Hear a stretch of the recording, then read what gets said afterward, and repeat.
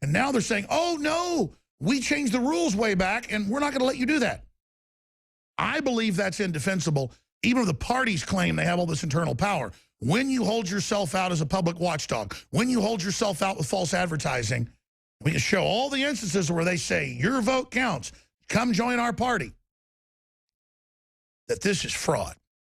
Now, Roger Stone was there in 1980 and helped stop them stealing it from Reagan. He was there in 76 as well. And his business partner, Paul Manafort, also was there. He's been hired by Trump. Again, we didn't want to sit here and you know, brag about how influential Stone and his cohorts are, but the point is they know more about what they're doing than some of the other folks. And the good news is even Politico came out a few days ago and said, look, Manafort, Stone, and others, more and more, have been proven right about how they try to steal the delegates, and so they're coming in more and more to try to stop it. But Stone is still on the outside of the campaign, so he can get more done. That's why they've announced he's been banned on CNN a month ago. Now MSNBC, through the White House-run Media Matters, has announced he's banned.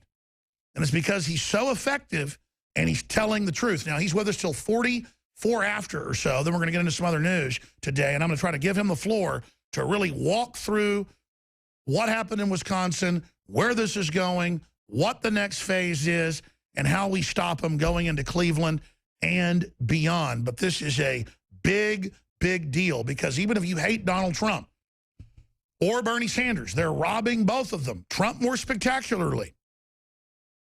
If they get away with this, with party bosses on TV like Priebus and others bragging that your vote doesn't count, my God, what's next? So here to tell us what's happened and what's next is Roger Stone of StoneZone.com. We carry both of his books on the Bush crime family and the Clinton sex crimes at InfoWarsStore.com, I should also add. So thank you so much, Mr. Stone, for joining us. Break down what you think's front and center right now. Well, Alex, first of all, I want to thank you, because nobody has been more effective in terms of revealing the secret game plan of the party kingmakers, their entire disdain for the democratic process, their attempt to completely discard the will of the American people, those Republicans, and in some places Democrats and independents, who have voted in overwhelming numbers for Donald Trump. Now, this race is changing almost by the hour. And I think it's important to understand that Trump has fashioned a communications-based strategy from the beginning.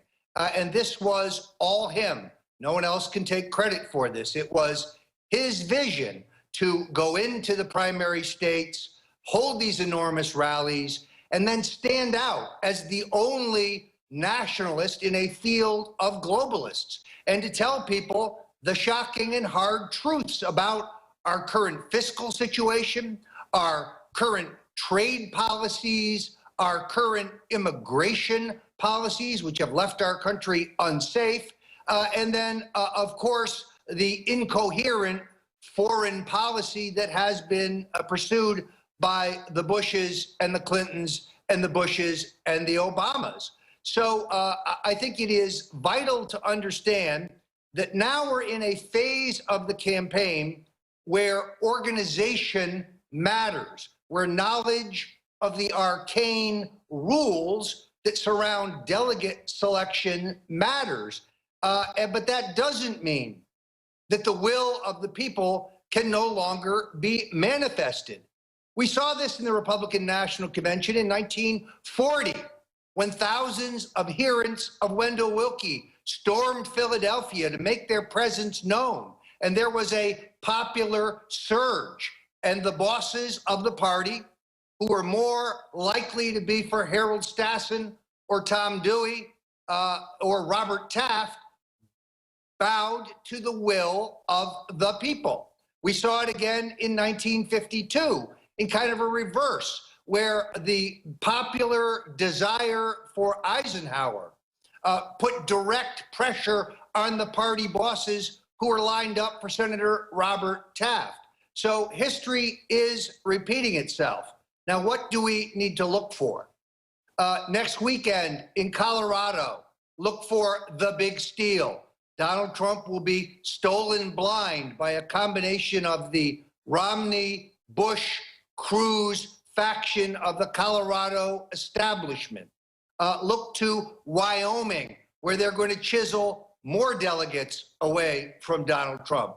Look to Arizona, a state that Donald Trump won overwhelmingly in a primary.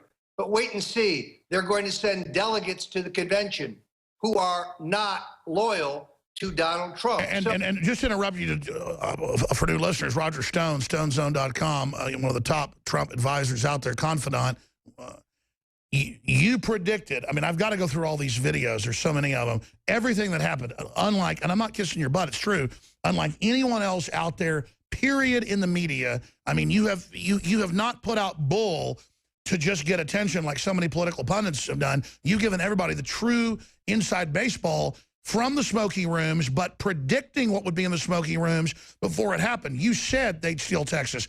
The Texas Association, the Texas board has come out and said, no, that was fraud. You said that they would do all these things. You said they would try to steal Louisiana, Arizona, Tennessee. Even though Trump won all those, they now just give it to Cruz and nakedly admit it. It's so crazy. So now you're saying they're going to steal these other states. Would they dare try to steal California or New York? I mean, he's going to win those with huge majorities. Will they just tell us it doesn't matter? The wooden man, the vampire, Ted Cruz gets them? Well, what we don't know is whether Ted Cruz, who some refer to as Fat Dracula, is got any palatability in states like New York, New Jersey, and Pennsylvania. Remember, New York is not winner take all. It's winner take most. But Trump has to win 50% in every congressional district in order to sweep all three delegates.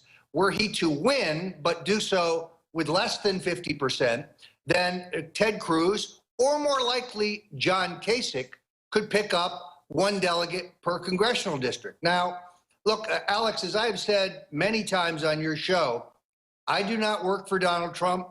I do not work for his campaign. I have no formal or informal role. I am merely a friend of Donald Trump from 40 years standing, a nationalist, and someone who has, having been through 9 Republican presidential campaigns, some insights to the process. Trump said the other day that John Kasich should drop out. With all due respect, I disagree with that. I think Trump benefits from split opposition.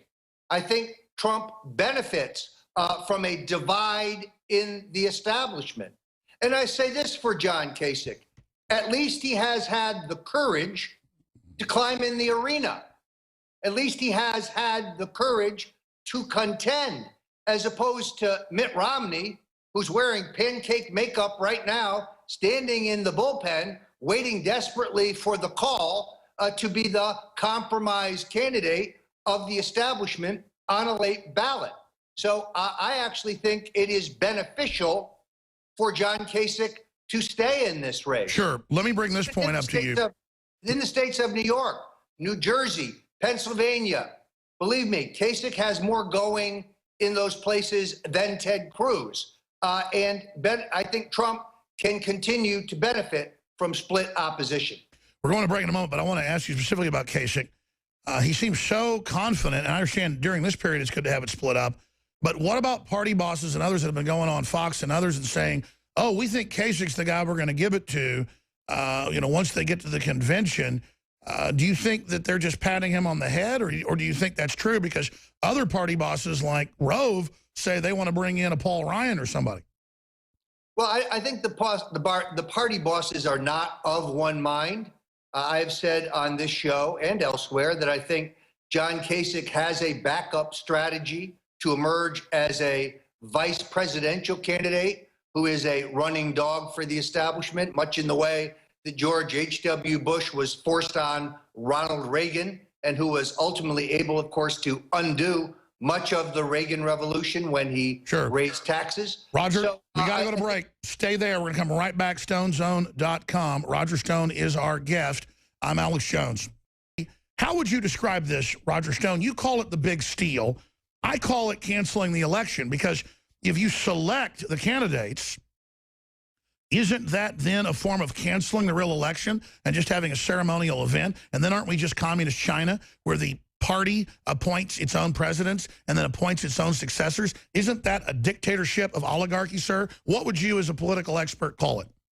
I think what they're trying to do here, Alex, is rig the election. So if we have an election in both candidates are globalists with the exact same agenda, putting forward different rhetoric to try to sound different, then we get a replay of the last election. Mitt Romney and Barack Obama both believed in endless war, erosion of our civil liberties, massive debt and borrowing, bailouts for the big banks, an interventionist foreign policy that costs us blood and treasure, but isn't in the best interests of the United States, immigration policies that very soon will bring hordes of Islamic youths rampaging through our major cities, raping, pillaging, killing, defacing public property, terrorizing honest citizens. That is where we're headed if we get a two-party duopoly election in which the globalists use legal trickery to choose both candidates. Frankly, I feel sorry for Bernie Sanders. I think Bernie Sanders is a sincere socialist. I think he's an honest man. I don't agree with him on virtually anything other than trade, where we have some substantial agreement. But they're robbing him too. They're cheating against him too, because the globalist kingmakers insist on nominating both major candidates, and they will ensure that no one else isn't let into these debates. The Libertarian Party candidate, the Green Party candidate, the Constitutional Party candidate, these individuals will never have an opportunity to be in the presidential debates, and therefore, sadly, most Americans will never even know that those options are legally available to them. Roger, I have the Politico article here. MSNBC edits out Roger Stone interview. So before you learned that you were banned by the White House officially through their organ, I mean, they literally call the shots through Media Matters, showing how controlled our media is in this country. You were like in the old Soviet Union, to use your words, edited out of the photo, edited out of the video.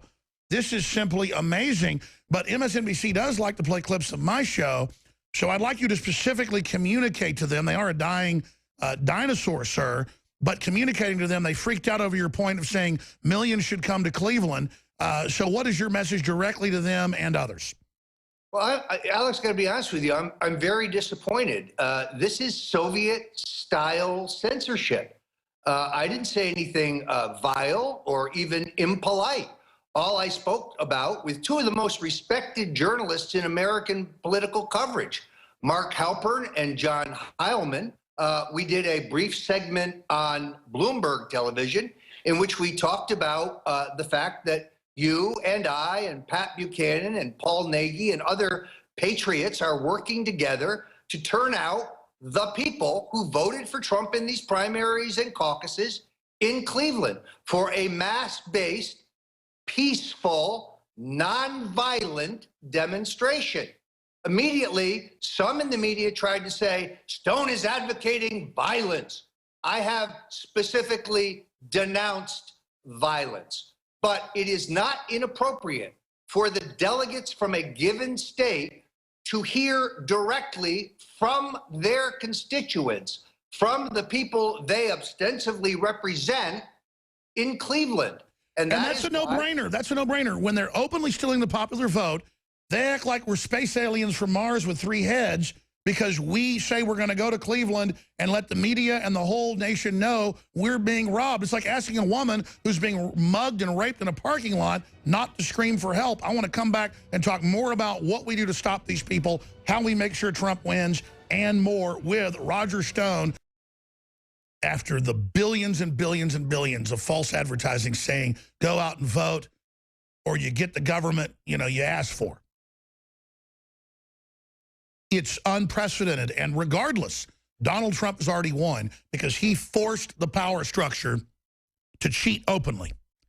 He came out and talked about the issues nobody else would because they were bought and paid for. He's a game changer. Donald Trump is a hero. He has amazing courage. I disagree with him on some issues, but that's more of a age gap issue with him being almost 30 years older than me.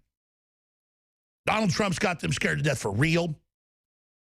This is an epic time to be alive, and if we don't get behind Donald Trump, if we don't get behind Roger Stone at stonezone.com and stopthesteal.org, this guy is busting his butt. People just now realize how important Roger Stone is. They just now realize what he's doing behind the scenes and the battles he's fighting. That's why they're banning him everywhere, because he's exposing what they're doing. Everybody's got to go to stopthesteal.org. We're going to be putting up details, mirrors of what he puts out, and he's going to be our general there on the ground. All I'm asking our listeners to do is to come in mass to defend the First Amendment and the right to vote, and to be observers and to be citizen journalists. Everyone should be booking hotels and things in the suburbs. The Republicans have already grabbed all the other hotels. People should be staying in nearby cities. Whatever you have to, you need to be there. And I want to ask Roger Stone right now to give us marching orders on this, particularly the key days, when it's most important to be there, obviously the aftermath of an attempted steal, millions of people there who are Trumpians. That'll send a message. Don't steal it. This could be the moment the establishment blinks, but we win either way. Resistance is victory. They blink, we get our candidate, we win. They don't blink. They openly steal it, they reveal themselves 10 times worse. I mean, this is a win-win. The only way we lose is not taking action. Do you agree with that? What are our directives from your historical understanding of this, sir, and then other news tidbits of what else we need to know, Mr. Stone? Well, a couple things I want to touch on, Alex. First of all, I have been looking at a very interesting quick study comparing the polling results with the actual results as reported by the state of Wisconsin on a finite district-by-district basis. It is literally scientifically impossible for there to be this broad a swing between the polling results and the final results. Now, the Walker machine has always been adept at vote stealing. Richard Charnin, a respected mathematician, by the way, a man of the left, but someone I respect for candor, has done yeoman work on a monograph showing how the Walker machine has stolen votes in past gubernatorial races and in a past recall. So I suspect funny business in Wisconsin.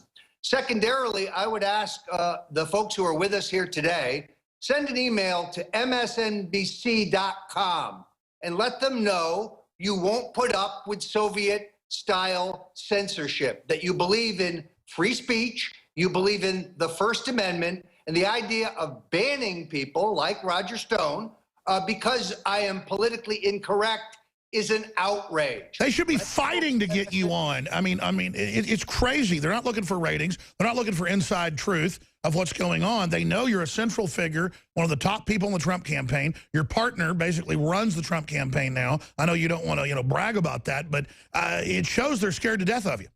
Well, Alex, I think that's a slight overstatement. Let me be very clear once again. I will do anything I possibly can to succeed in the nomination and election of Donald Trump.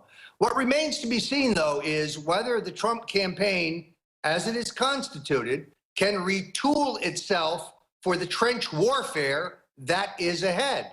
My partner, Paul Manafort, a partner of 15 years, a friend of mine of almost 50 years, someone I've known since childhood, is without any question the single best convention organizer and strategist in the country. Whether the Trump campaign gives him the authority and the resources he needs to score a win for Donald Trump remains to be seen. I'm disappointed in the Trump campaign in Wisconsin.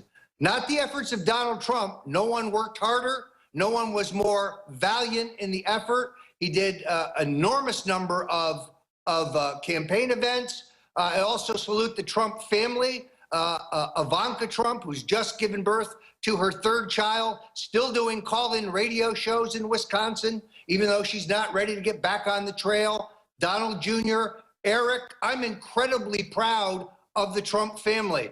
They worked very hard. Well, it shows how hard he'll work for this country. I mean, the other candidates don't campaign like this. Obama didn't campaign like this. I mean, Trump is absolutely busting his ass. The fix was in Wisconsin. So, and we cannot tolerate censorship at the MSNBC. So let's be clear, because are you saying that Trump probably really won Wisconsin? Clearly the whole fix was in with the media, both parties, money, the super PACs, Cruz's super PAC that I think legally isn't supposed to be operating there, right? He massively was outspent. There's no question about that. I'm not prepared to say that it was stolen. I am waiting for the final analysis from Richard Charnon, who I respect as one of the best election analysts and a specialist in how they steal using computerized machines. But it is, suffice it to say, there was substantial monkey business, as we have seen, ironically, in every state where Ted Cruz has prevailed. Let's go through them. Kansas, Texas, Oklahoma, Utah, massive voter fraud. We're not talking about a few isolated incidents that could be explained by true machine. Oh, this is now on record and taking delegates that aren't his. This is sick. Yeah, it is an all-out assault by the establishment. Here's the irony, of course. If Donald Trump is not the nominee, Ted Cruz will not be the nominee. The globalists don't like him, not because of his politics. They're perfectly comfortable with his politics. He's one of them. But because of his personality. So they will push him aside. He's not a team player. So it's true that he's really cold and nasty and like sociopathic? Well, you've seen him on television. He's shifty, literally. Alex, nothing that comes out of Ted Cruz's mouth is the truth. He is a congenital liar. He was on Megyn Kelly the other night accusing me falsely again of planting the National Enquirer story. Ted, show me the proof. Put up or shut up. He's a four-flusher. The guy is a fraud. He is a globalist who's been a low-level family retainer for the Bushes. Well, sure. Well, our liberal investigative journalist, Wayne Madsen, who, you know, has, you know, great pedigree, he's investigated, and he says it does point towards Rubio and not Trump. Yeah, I had nothing whatsoever to do with this. And by the way, if I were going to plant a story with the National Enquirer as a dirty trick, why would I allow myself to be quoted in said story? I've been called a lot of things, Alex, but stupid is not one of them. No, stupid is not one of them. What else is key for us to know, sir, with your weekly update? We really appreciate your time. And then, again, what do? I want our viewers and listeners. I know full well we have 15 million viewers and listeners that on YouTube, AM and FM stations, Facebook, everywhere. We have algorithms that tell us it's around 14 to 16 million. So I say 15 million. It varies every month, but growing. People in the United States who are able to try to get out to Cleveland. So there's 15 million people in the United States, a couple million in Canada too.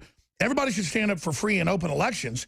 We need everybody to be there to monitor this and to let the Republican establishment know they can't do it. I mean, folks, you must be in Cleveland. When is the best time for them to get there? Obviously, they're going to have to stay in a city nearby. It'll be too expensive to stay in the city because they're jacking up prices incredibly. Don't let the Republicans keep you from being there, folks. You must be there. I'm going to be there. What do we do, Roger Stone?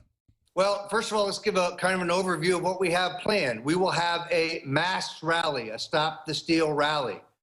In which, Alex, you have graciously agreed to speak. I will speak. There will be other speakers. We are going to try to arrange low-cost housing through some colleges that are closed in July, where their dormitory space may be rented. So we're working on that. We will have demonstrations at specific hotels where there are delegates so we can let them visually see the will of the people. We will have a daily protest. We will man the ramparts every day. And hey, it's a free country. If we're staying in the hotel, we can go knock on their hotel room door, like you said, right? Well, and I have friends in every delegation, so I will be able to tell you which state delegations are involved in the big steal, which party leaders are ringleaders in the big steal. We do not advocate violence. We're not talking about roughing anybody up. We're just talking to people. What we are talking about is being a presence, to let people feel the pressure of the American people and those who have bothered to vote in these primaries and caucuses. Yeah, we're the victims that they're openly robbing as we speak in the state where I live, in Louisiana, Tennessee, Arizona, where he's winning. They're just stealing it, openly admitting it, and then they turn it around on MSNBC like it's bad that we might want to go demonstrate. I mean, I don't normally stutter. That's so outrageous. I have trouble getting those words out of my mouth, Roger. Well, it's typical of the liberal double standard. So the international criminal George Soros and his henchman David Brock advocate violence, send people to the Trump rallies to try to inspire violence, yet they turn around and they accuse us falsely of promoting violence. I am promoting nonviolent protest in Cleveland. Well, here's the good news for folks, because a lot of libertarians, conservatives don't like to demonstrate because it's associated with the socialists and the commies. This is a battle against them and Soros that financed the violent overthrow of Middle Eastern countries and Ukraine and bragged about it on CNN to Fareed Zakaria. So, folks, the police there in that city are patriots on average. They understand this is a war against local government and police. They understand that Donald Trump is a populist that wants to make America great again. And I can tell you right now, we are going to have not the support, but the defense of the police, knowing we're in the right, protecting our First Amendment against the Soros trash. And we're going to outnumber them 50-1 if you take action. This will be a day long remembered, okay? It's time to stand for the roaches that are the trash and the Nazi collaborators like George Soros. Roger?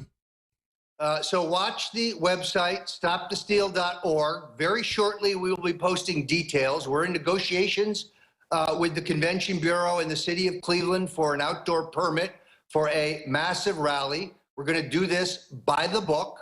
But in numbers, there is strength. We need a massive turnout. So if you don't have a summer vacation planned, this will be your vacation. Cancel it. This is the battle for the Republic. In my 20-plus years of activism, I've never been involved in something this important.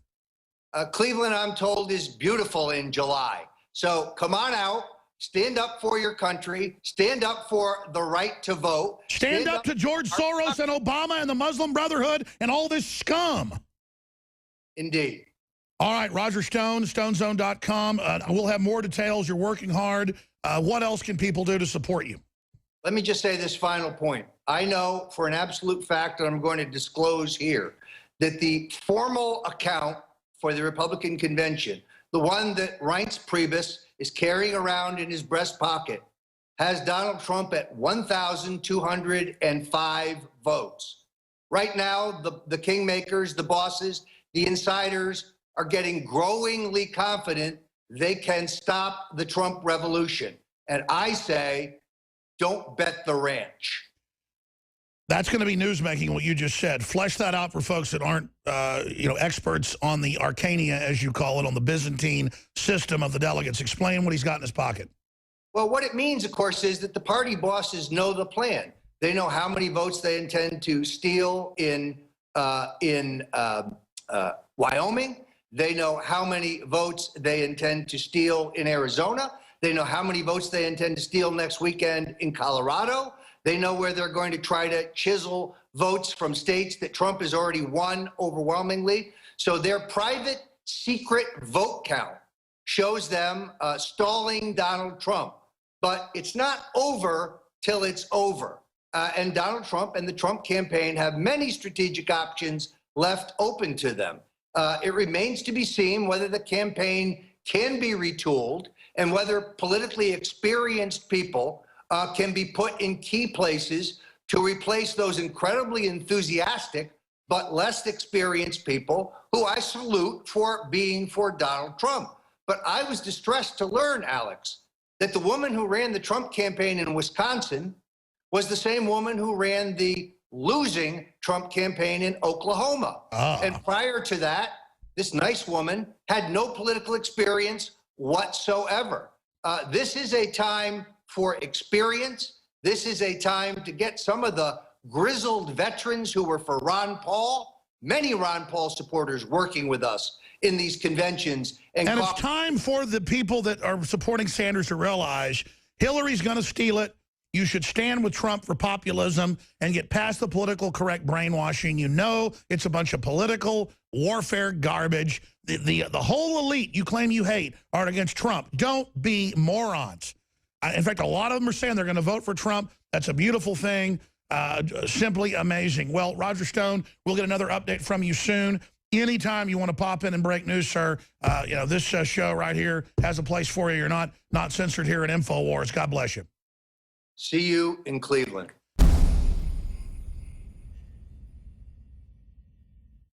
This is so historical. It's so much bigger than Trump. And I keep saying that, but listen to me, please, please. If you don't like Trump, fine. There's stuff about him I don't like either. But here's the deal. He's got him scared to death because he's a nationalist. He doesn't want to have one-sided deals that screw us over. He is into prosperity, and he doesn't like the New World Order, and they know it. They know it, and the signals he sent and the things he's been doing and the way he's been playing the system, they are scared of him. Now, the George Soros people are going to get bussed in to attack Trump. They're going to have the Republican establishment there attacking Trump. It's going to be over the top. We need to see millions of the American people. People keep saying march to D.C. or march here, march there. No. March to Cleveland over the vote and this republic.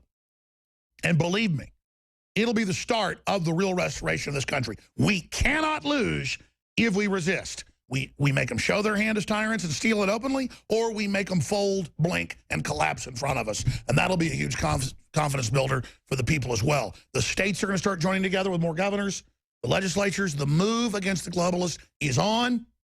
This show is only one part of that fight. Yes, we're the tip of the spear, but imagine a Roman phalanx with 50 guys in the front with all their spears out front. We're just one of those spears.